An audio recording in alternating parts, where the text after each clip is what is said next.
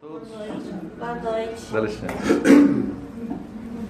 Elevando os nossos pensamentos até Jesus, o nosso Divino Mestre e Senhor, rogando as suas bênçãos para que nos ampare, para que nos proteja e permita-nos recebermos as energias psicomagnéticas para que haja as compensações necessárias, proporcionando-nos a força e a coragem para vencermos as nossas dificuldades. E assim, em nome de Jesus, o nosso Divino Mestre e Senhor, em nome de todas a espiritualidade benfeitora, em nome dos diretores espirituais dessa casa, nós elevamos o nosso pensamento e dizemos: Pai nosso que estais nos céus, santificado seja o vosso nome, que venha a nós o vosso reino, seja feita a vossa vontade, assim na terra como nos céus. O pão nosso de cada dia nos dai hoje. Perdoai as nossas dívidas, assim como nós perdoamos os nossos devedores. E não nos deixes cairmos em tentação, mas livra-nos de todos os males. Que assim seja, graças a Deus.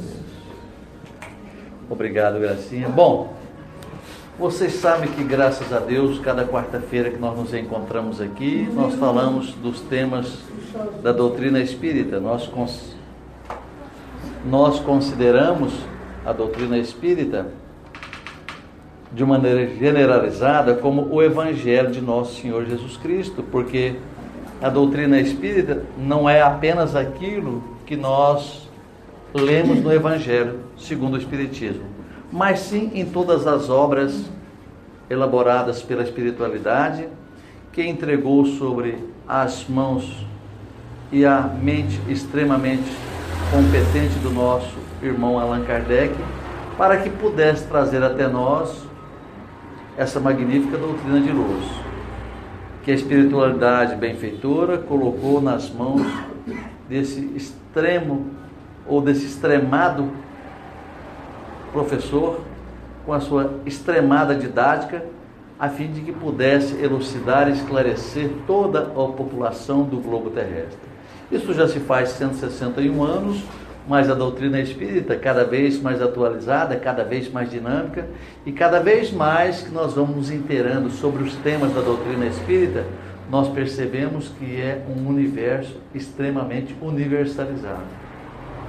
E é assim que a doutrina espírita nos oferece. Mas, quando nós passamos próximo de algumas casas, nós lemos lá: agradeço a Santa Edvígias pela graça recebida. Agradeço a Santo Expedito pela graça expedida. Agradeço a São Benedito pela graça recebida.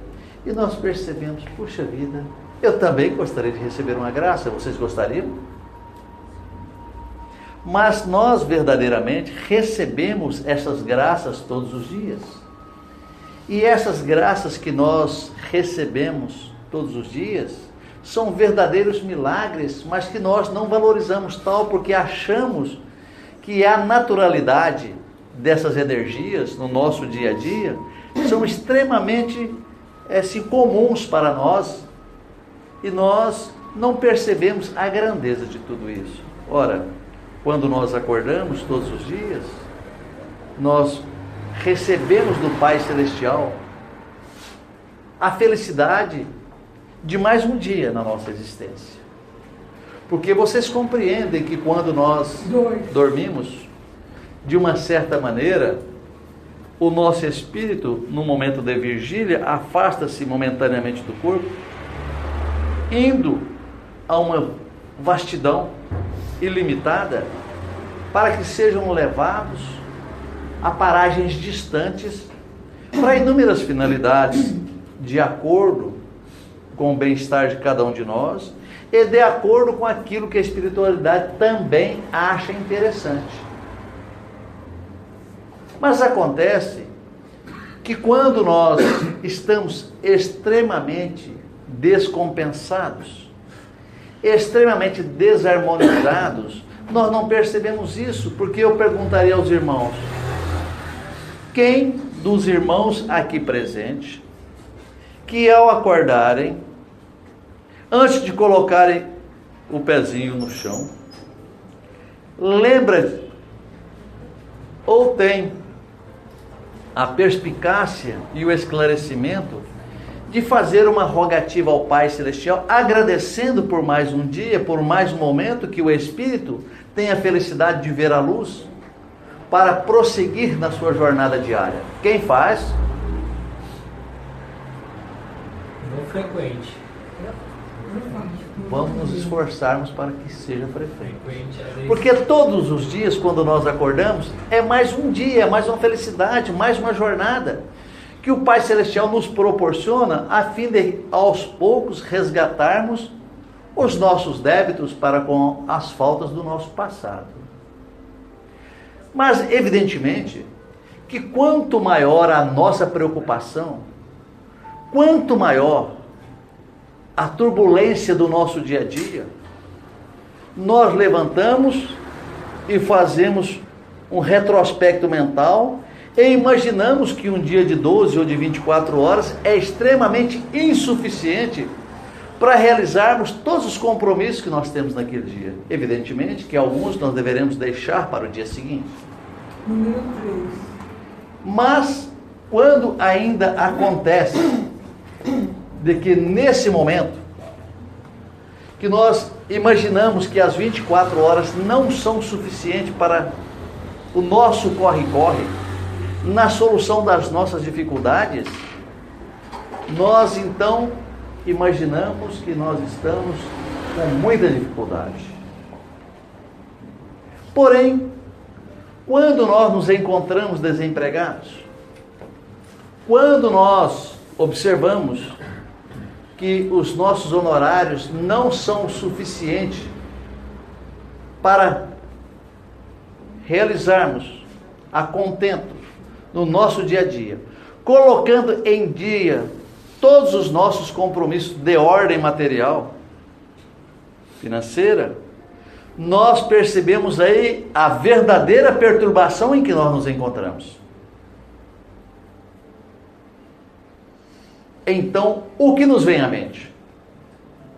Ora, eu vou fazer uma fezinha na loteria porque eu vou solucionar. E cheio de esperança, nós vamos até a lotérica, adquirimos um número ou fazemos uma aposta, na expectativa de sermos auxiliados, recebermos a nossa compensação financeira para solucionarmos as nossas dificuldades materiais. Em muitos momentos, nós até tentamos barganhar com a espiritualidade, dizendo a eles que se por acaso nós ganharmos na Mega Sena, nós ajudaremos os nossos irmãos em dificuldades, até fazemos um auxílio na casa religiosa da nossa preferência, e mesmo que nós façamos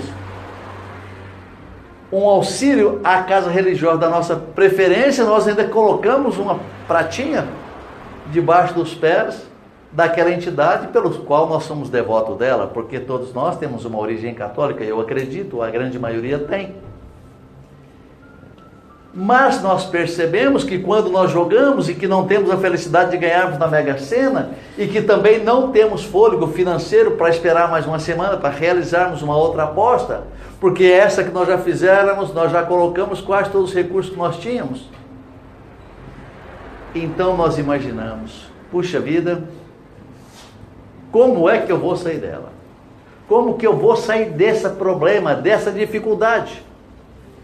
Mas então nós ligamos a televisão e vemos alguns companheiros de outras casas religiosas, não é nenhuma crítica. Esses companheiros anunciam que numa reunião com 318 pastores, em um determinado local, que quer receber o máximo possível de pessoas até neste local, e que lá vai ser realizada uma grande concentração de milagres. E como nós imaginamos que não podemos esperar até a semana que vem para fazermos uma nova aposta, nós compreendemos que verdadeiramente só um milagre verdadeiro para nos tirar daquela dificuldade.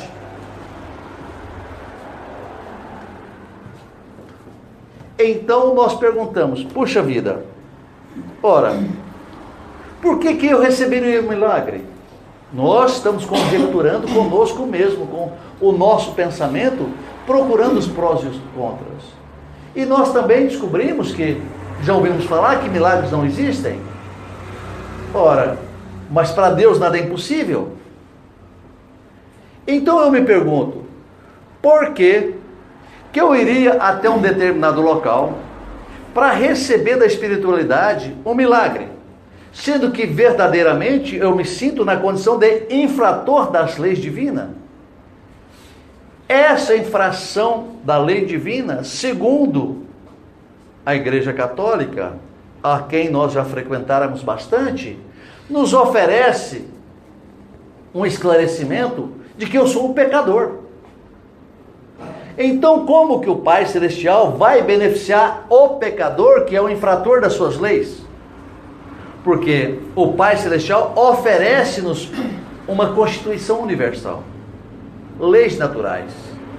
Da mesma forma que os nossos governantes oferecem-nos uma Constituição, que é um conjunto de leis pelo qual nós temos o regimento do nosso país.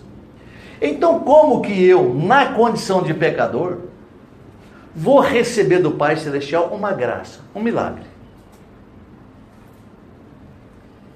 E então, eu imagino novamente que num grande local, com 318 pastores, com 2.000, 3.000, 4.000, 5.000 lá dentro, de pessoas lá dentro, o Pai Celestial pode proporcionar realmente uma grande concentração de milagres. Mas eu faço um cálculo daquilo que é a humanidade ou daquilo que é a população do meu país e compreendo que por mais que lá tenha muitas pessoas, 10.000, 15.000, 20.000, 50.000, é um número bem pequeno na proporção da população do meu país, que é 210 milhões de habitantes.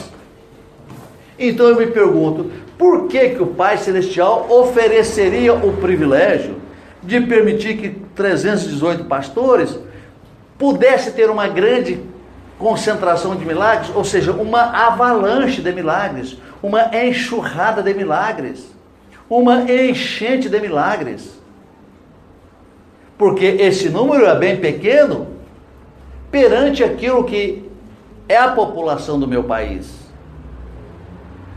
Então haveria naquele local um grupo privilegiado de irmãos, sabendo que todos nós somos filhos de Deus, e que certamente um pai que tem zilhões de filhos amaria uns mais do que aos outros? Possivelmente não. Possivelmente o pai não beneficiaria um grupo porque estaria com 318 pastores, que também são todos pecadores, para proporcionar uma grande concentração de milagres.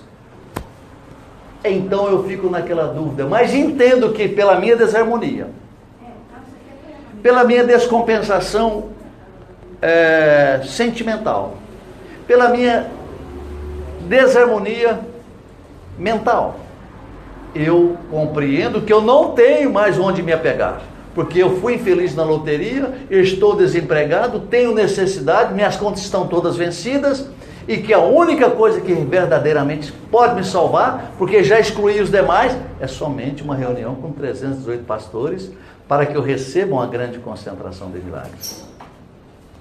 E lá, olho na TV, o local em que vai haver essa concentração de milagres, eu observo o endereço, eu observo o horário, e vou para aquele local. Porém, junto comigo, ou nos encontrando no caminho, encontramos as pessoas que se encontram numa situação bem semelhante à minha.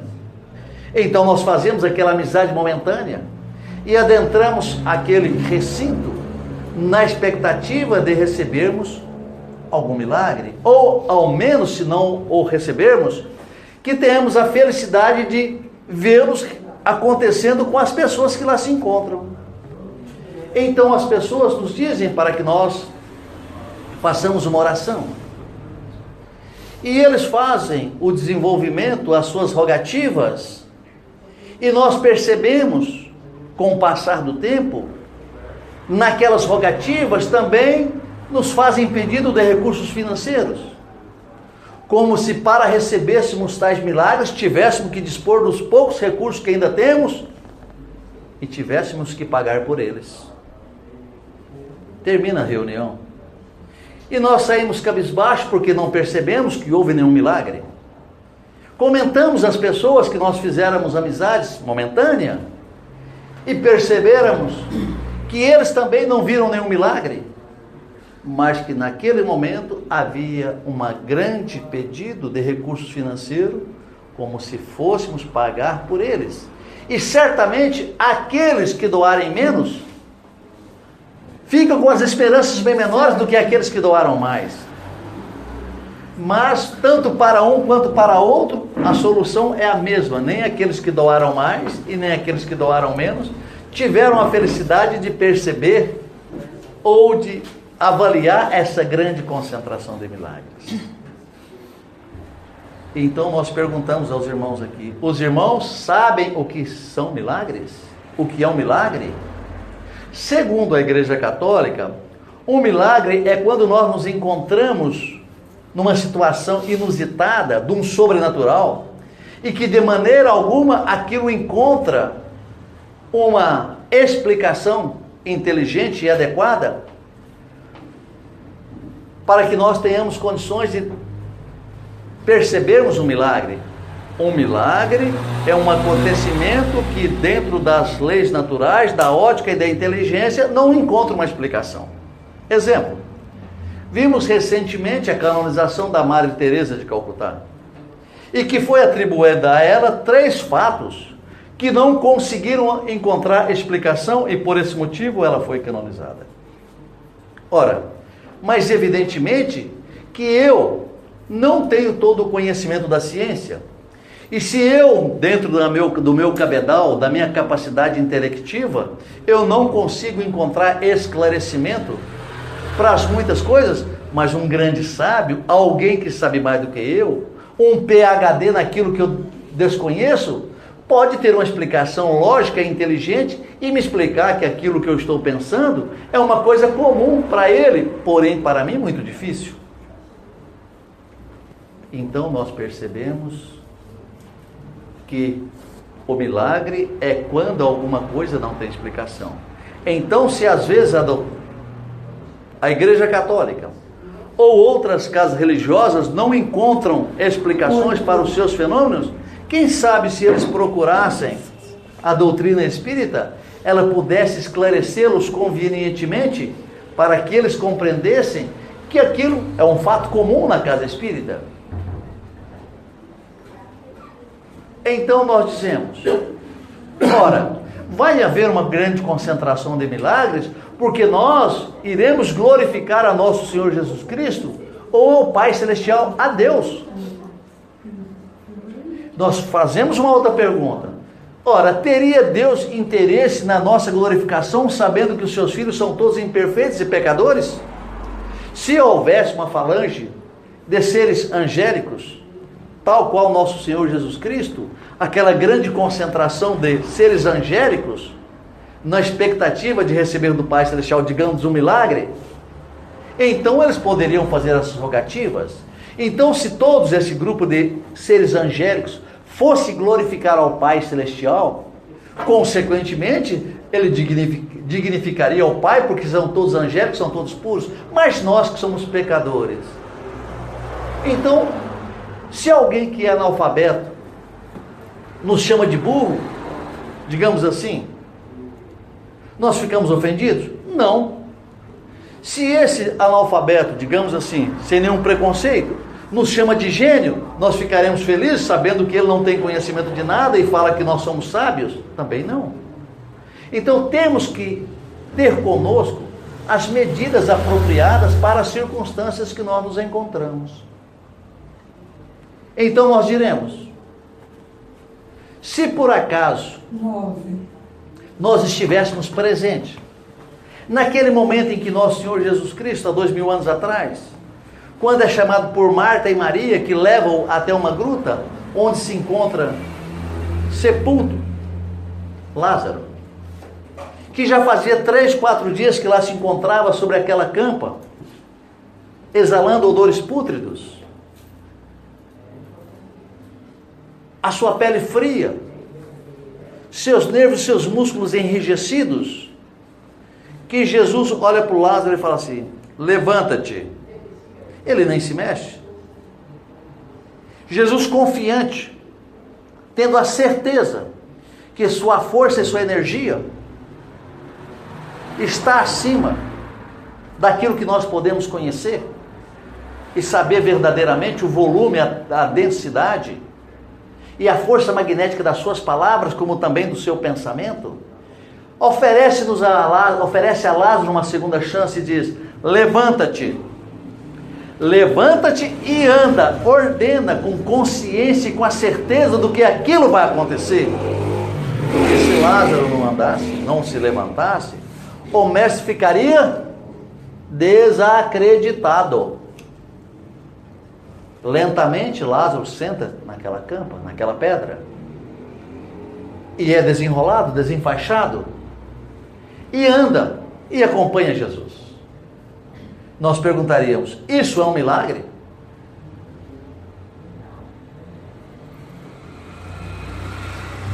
Então, se os irmãos não podem responder, nós faremos uma outra pergunta. Quando Jesus caminhava em direção a Jerusalém, encontra uma pessoa que é cega e pede a Jesus: mestre, se vós quiseres, podeis me curar. E eu quero. Está curado. Imediatamente, com as palavras, a força magnética dessas palavras, da sua alta performance espiritual, diretor espiritual do planeta Terra e mais 4 ou 5 planetas, um ainda em construção, tal qual a Terra era há 4 ou 5 bilhões de anos atrás, passa imediatamente a enxergar. Naquele momento em que Jesus encontra um outro cego, cospe ao chão, faz da poeira uma argila, um barro, e passa nos olhos do cego, e peça para ele lavar na piscina ou no tanque de Siloé. Ele vai, lava o rosto, os olhos, e passa a enxergar de novo. Isto que eu citei são milagres?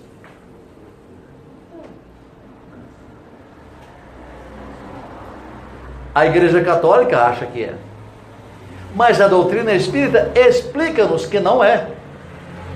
Embora haja uma extrema curiosidade, uma extrema energia que nós desconhecemos, mas a Igreja Católica nos diz que é milagre, mas a doutrina espírita ensina-nos que não é. Então nós perguntamos: se por acaso nós encontrarmos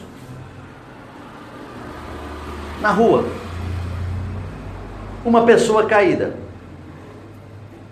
e nós que já temos um conhecimento profundo da doutrina espírita, que eu sei que todos vocês têm, e que nós já explicamos inúmeras vezes, vocês acreditam, eu tenho certeza, que todos podem curar. Vocês acreditam? Hã? Já curaram alguma coisa, nos próximos dias, nos dias passados? Já curaram alguém? Não foi então por boa vontade de vocês, que oportunidade vocês tiveram. Então nós encontramos uma pessoa caída, e nós, conhecendo a doutrina espírita, fazemos uma oração, direcionamos-lhes as mãos, e ele reanima, levanta, adquire uma energia e anda. Quando as pessoas estiverem presentes, vendo aquela situação, vão achar que é um milagre. E vocês acham que vocês fizeram um milagre? Ora, que diferença que tem essa situação, a não ser no volume, na tonacidade, na pureza das energias, em relação a Jesus, quando ele ordena ao Lázaro que levantasse e andasse. Naquele momento em que ele lava os olhos, o cego lava os seus olhos e passa a enxergar novamente, passa a ver novamente, e vai até os sacerdotes e mostra aos sacerdotes. Tem diferença do que nós estamos dizendo? A diferença é que nós somos pecadores, e o mestre não. Mas a diferença é que as nossas energias é uma merrequinha e as energias do mestre extremamente potencializadas.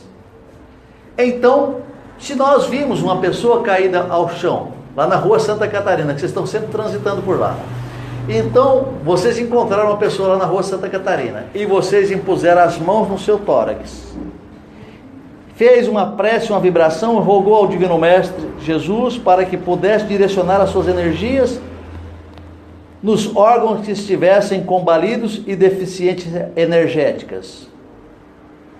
Pediram com tanta força, com tanta confiança, com tanta fé, e Jesus abençoou-os, purificando as suas energias, dando consistência, volume, tonacidade, para que elas pudessem ser compatíveis às energias que aquele irmão necessitava. Vocês fizeram um milagre? Mas se ao contrário disso, que naquele momento que estivesse uma pessoa caída, fizesse um grande círculo em torno dele, e alguém com o telefone, podia ser o Ivan, que estivesse lá com o celular, discasse para o SAMU, porque ele é assim com os caras do SAMU, e realmente nesse momento chegava um corpo de paramédicos, e colocavam um desfibrilador no tórax desse irmão, e davam uma descarga eletromagnética, e ele reanimasse. Seria milagre? Não. Por quê? Porque vocês estão vendo que são pessoas especializadas naquela tarefa. São pessoas especializadas na área de saúde, que têm um conhecimento técnico, científico, que pode reanimar, além de que tem um aparelho que faz aquela descarga para que, no tórax daquela pessoa, para dar-lhes a energia que lhes falta e reanimá-lo. Vocês percebem uma diferença entre a energia eletromagnética do desfibrilador e daquela que vocês colocaram a mão no tórax da pessoa? Tem alguma diferença? Não. Apenas porque o desfibrilador tem uma potencialidade maior. Mas o desfibrilador não fala com a espiritualidade, não faz a rogativa no pedido de purificação de energias. E desta forma, não há diferença, há apenas o volume, apenas o choque, que é muito semelhante, mas com uma potência diferente. Da mesma forma que as palavras de Jesus injetou no Lázaro, numa morte, que não era uma morte verdadeira, mas uma morte aparente, porque o Lázaro não tinha uma morte verdadeira, ele tinha uma morte aparente, e nesta morte aparente, ele pôde ser reanimado, porque a morte não era verdadeira. E aquela pessoa também que estava caída na Santa Catarina, tanto aquele utilizado pelo desfibrilador, quanto da imposição de mãos numa energia eletromagnética, pôde reanimá-lo. Também ele não estava morto, ele tinha uma morte aparente, ou estava desmaiado, digamos assim, e recebeu aquelas energias e pôde ser reanimado. Vocês chamariam isso de milagre? O caso de colocar a mão sobre o peito? O caso de usar o desfibrilador? O milagre de um é o mesmo milagre do outro. Não tem diferença. Então, vocês não acreditam que é milagre, mas se estiver alguém passando ali, vai dizer: puxa vida, o Ivan tem uma potencialidade naquela mão, abençoada as mãos do Ivan, que imediatamente trouxe o cara do túmulo para a vida. Mas, irmãos, isso não é milagre. E verdadeiramente, milagres não existem. Mas então alguém me contaria que o Ivan fez isso e a pessoa reanimou-se.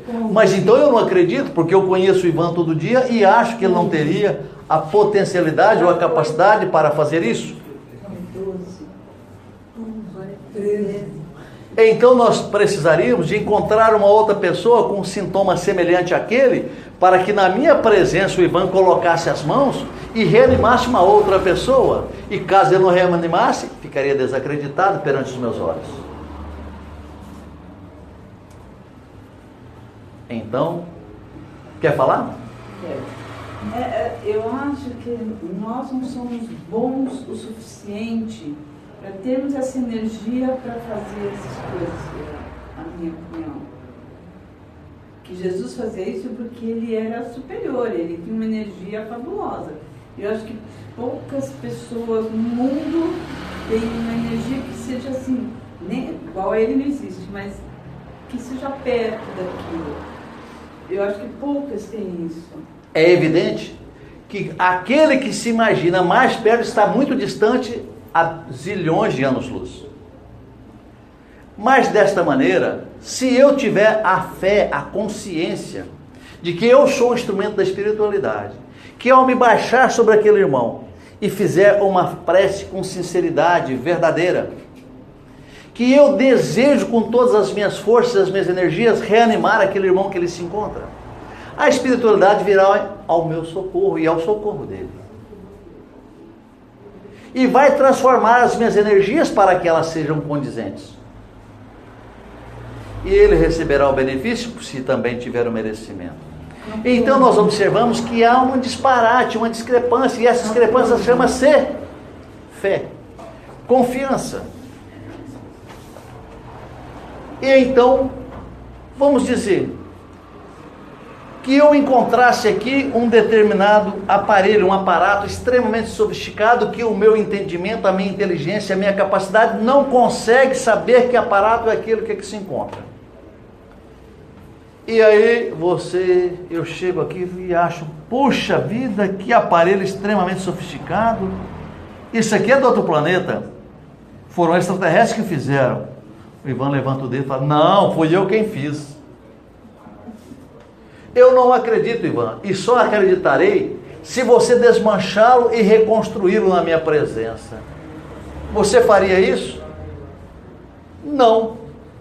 Então é assim que acontece com a espiritualidade, com o nosso Senhor Jesus Cristo, porque não vai desmanchar aquilo que fez extremamente perfeito, para fazer de novo, a fim de que nós possamos acreditar nisso, compreendendo que aquilo que ele chama de milagres, vai fazer encher os cofres de muitas entidades religiosas e de pessoas também, e ele ofereceu-nos a condição do esclarecimento, que dê de graça o que de graça recebestes. Então, quanto Jesus cobrou daquelas pessoas para que utilizassem as suas energias, transformassem as energias, a fim de que fizesse aquela cura, pura e simplesmente para que alguém pudesse dizer, palmas para Jesus. Apenas por isso? Ele tem necessidade da glorificação de todos nós que somos pecadores? Evidentemente que não. Então, fazendo uma elucidação, vamos mostrar um outro exemplo. Vocês, me parece que no capítulo 19 do Evangelho segundo o Espiritismo, quando Jesus chega no meio da multidão, vem uma pessoa até ele e fala, Senhor, tende piedade, curai meu filho, que volta e meia cai no fogo, e também cai na água frequentemente. Eu já o mostrei aos seus apóstolos e eles não puderam curá-lo. E Jesus lhe disse, ó raça incrédula, até quando estarei convosco? E então Jesus expulsa neste momento um demônio. E os apóstolos se aproximam, mestre, por que nós não conseguimos curá-lo? Porque não tivesse a fé do tamanho do grão de mostarda. Então nós precisamos termos a certeza e a convicção de que verdadeiramente nós estaremos sendo assistidos pela espiritualidade benfeitora. E tudo aquilo que nós imaginamos que é miraculoso, que nós achamos que pode acontecer um milagre, porque milagre verdadeiramente não existe na concepção daquilo que a igreja nos ensina, e que a transformação das energias são cabíveis e compatíveis a cada pessoa que aqui se encontra. Podeis fazer tudo o que faço e mais. Mas vocês acreditam que podem fazer tudo quanto Jesus fez e mais? Vocês acreditam? Não tendes fé nem do tamanho do grão de uma mostarda. O que ele fez eu não consigo fazer. É porque não tendes confiança. Ó raça incrédula, até quando estarei entre vós? Eu posso contar um acontecimento? Pode sim, mas um momentinho. Então, nós precisamos adquirirmos essa confiança.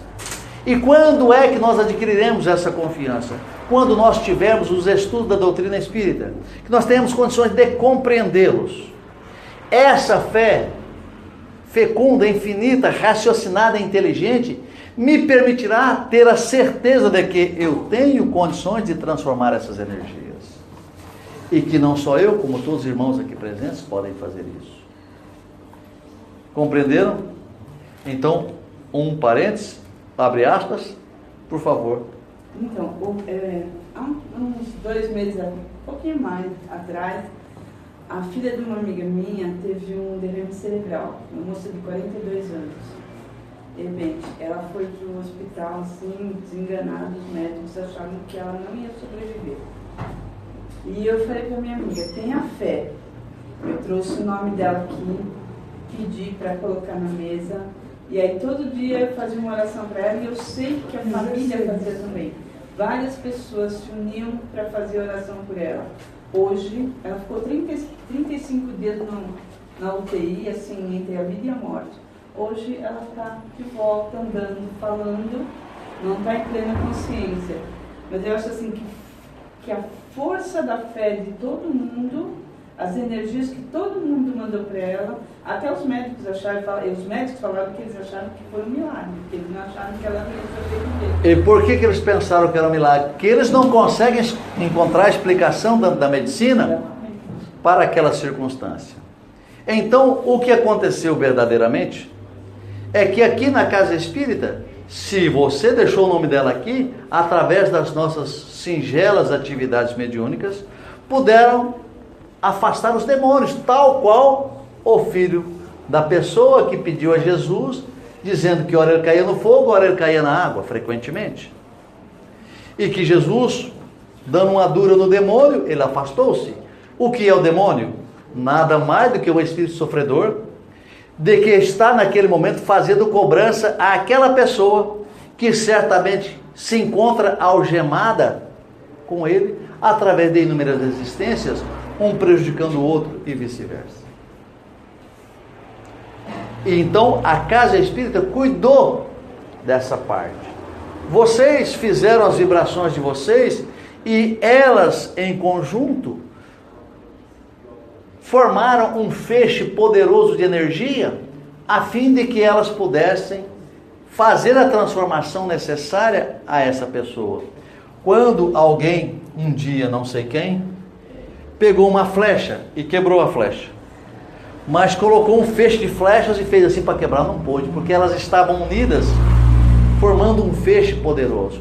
Vocês fizeram esse feixe poderoso de energia, transformando essas energias para que elas fossem compatíveis à necessidade daquela irmã ali presente. E já existem estudos científicos de que as pessoas com determinadas enfermidades, recebendo as energias magnéticas do passe magnético curador, multiplica as células de defesas, dando uma consistência para que elas possam enfrentar as células invasoras, agressivas. Então, isso não é uma questão de acreditar, isto é científico, porque isso foi comprovado cientificamente. Então, a Igreja Católica não encontra explicação para isso. Não estou difamando, me entendem bem, eu estou apenas utilizando aquilo que nós que temos mais idade compreendemos e sabemos.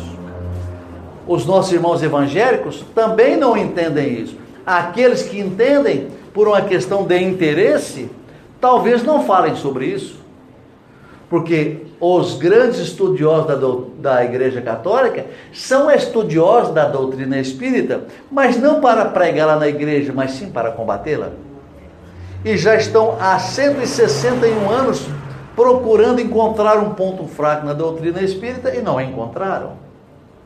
Então, nós compreendemos que as outras religiões não são os adversários da doutrina espírita.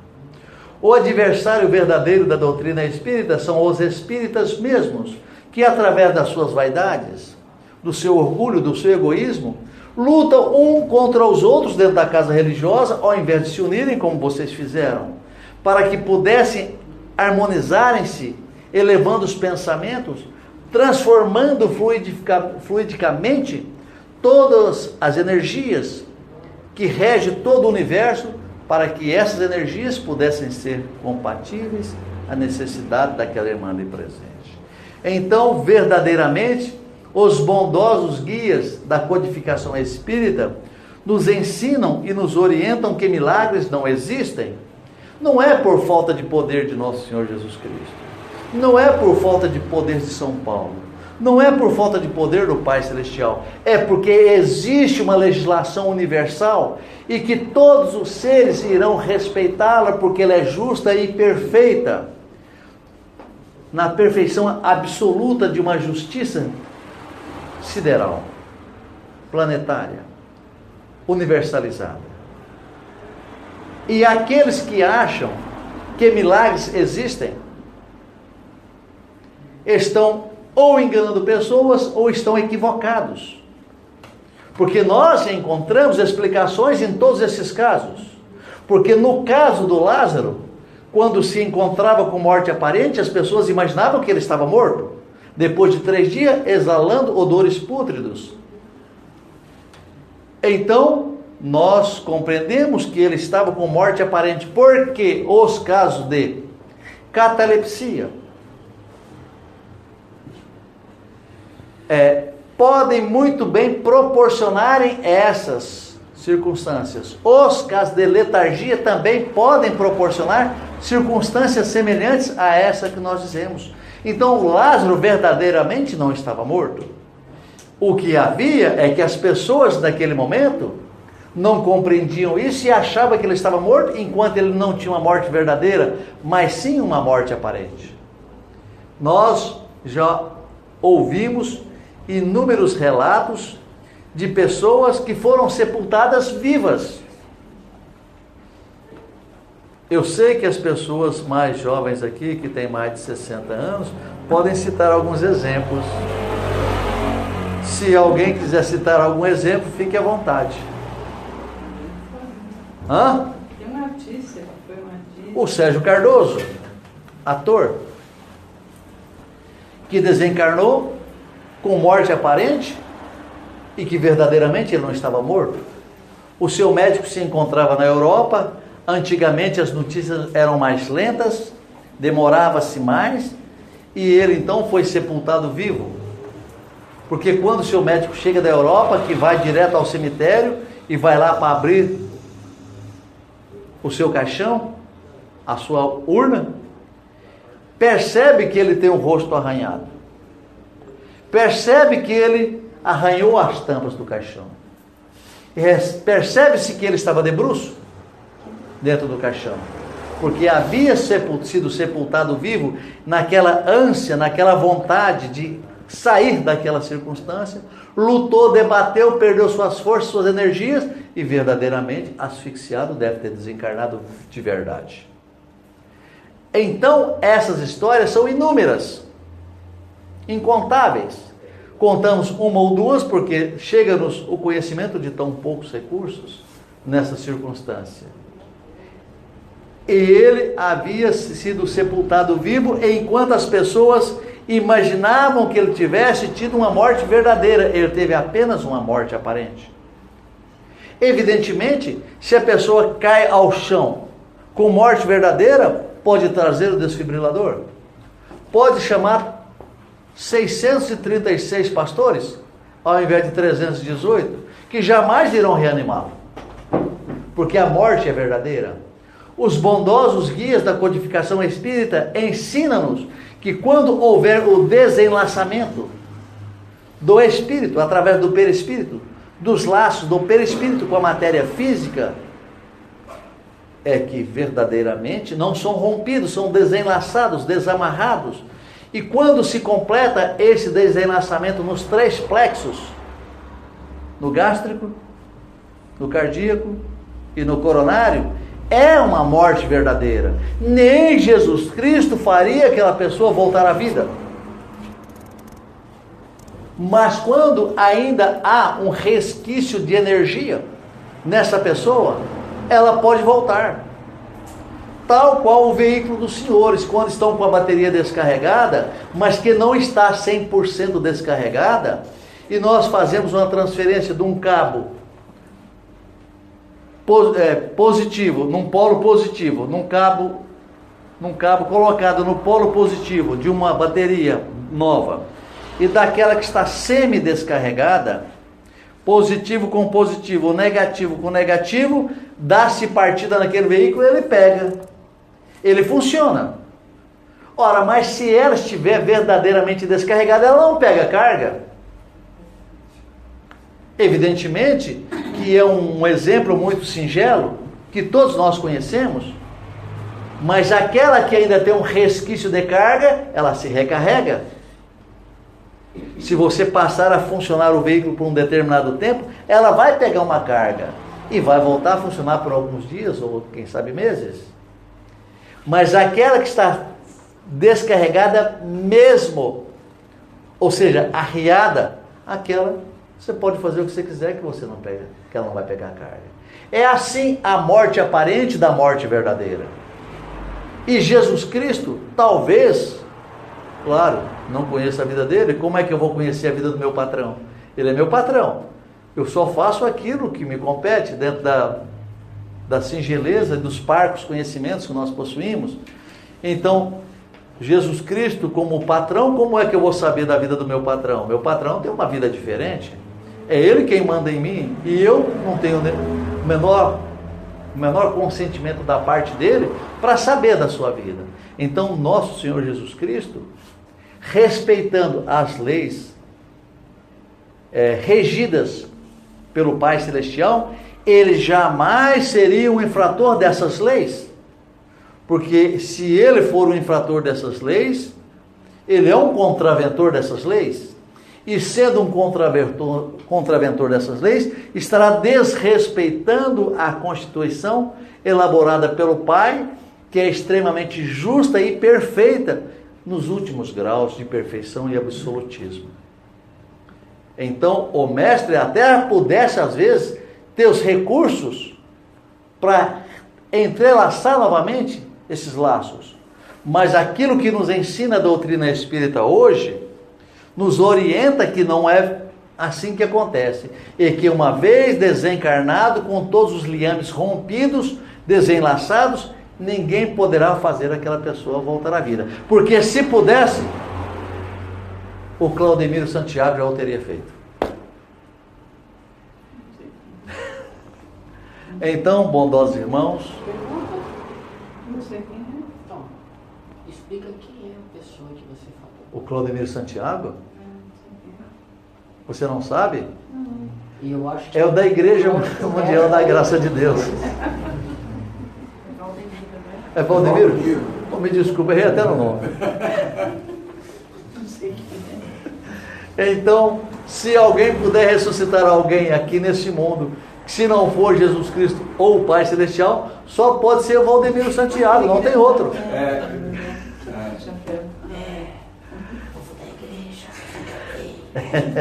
Então, bondosos irmãos, tenhamos a convicção de que a nossa fé pode realmente transformar as energias. A nossa vontade, principalmente quando essa vontade não é em benefício próprio. Se eu utilizo a minha vontade em benefício do meu semelhante, ela é potencializada. Mas se eu uso ela em interesse próprio, ela não tem a mesma potência, a mesma energia. Porque sempre que eu me aproximar de alguém, na expectativa de fazer o bem a essa pessoa, vem uma legião de espíritos elevados, se não são tão elevados quanto Jesus, ao menos mais elevados que eu, eles são. Potencializam as minhas energias para que ela seja condizente à necessidade de cada pessoa que estará recebendo-as. Porém, fica esclarecido aos irmãos que milagres verdadeiramente não existem. E se nós tivermos um pouco de fé, tivermos um pouco de esclarecimento, se nós estudarmos a doutrina espírita e verdadeiramente acreditarmos naquilo que estamos lendo, compreendendo que não existe nenhuma explicação mais lógica e mais inteligente do que aquilo que a doutrina espírita nos oferece, estivermos convictos, estivermos na prática constante da elaboração das energias, meditando, mentalizando, irradiando e potencializando essas energias, a espiritualidade nos dará ainda um impulso maior. Porque a nossa vontade, verdadeiramente, é que impulsiona as nossas energias na direção do irmão necessitado, daquele que procura recebê-las, aquele que se encontra ali nas condições, nas rogativas de prece para recebê-las. O nosso irmão Emmanuel, que na época de Jesus chamava-se Públio Lentulus Cornélios, aproxima-se de Jesus e lhe diz: Senhor, gostaria que curasse a minha filha.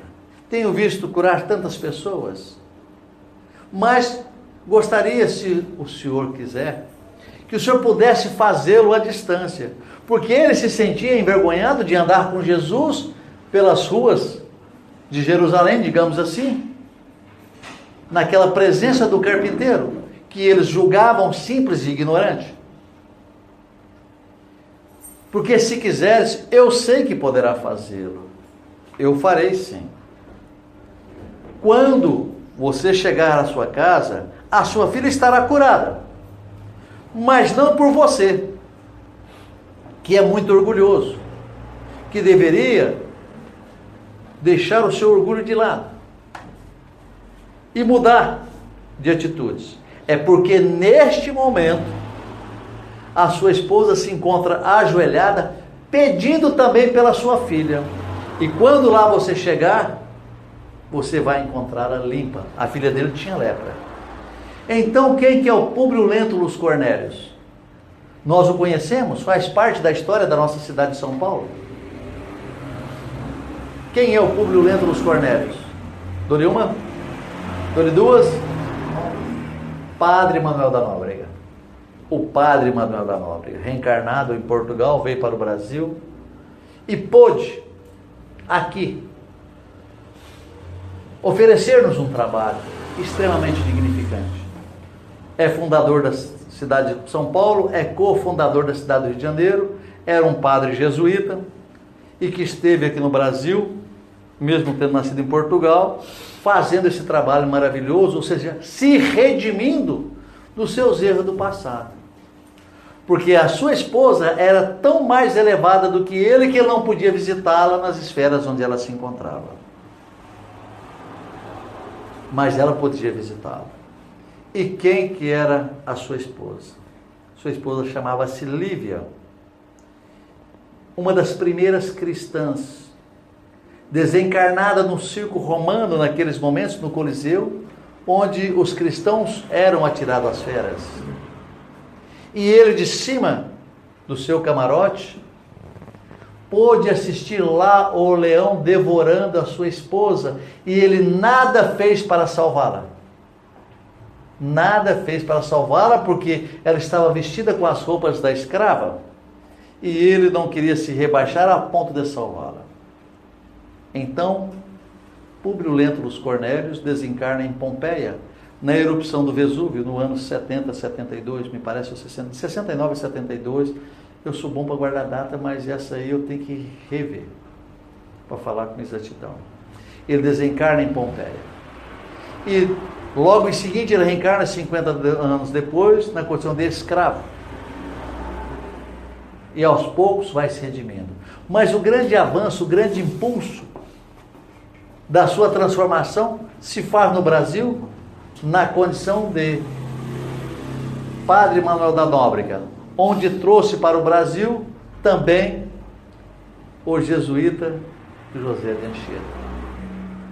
Então, entendam, o Padre José de Anchieta reencarna posteriormente, na sua última reencarnação no Brasil, como Padre Fabiano de Cristo. E o Públio Lentulus Cornélios está reencarnado nesse momento no interior do estado de São Paulo com 18 anos de idade, na expectativa de se redimir mais ainda de tudo quanto fez. Esse Padre Manuel da Nóbrega é o guia do Chico Xavier nas suas psicografias, o elo direto entre Chico e Nosso Senhor Jesus Cristo.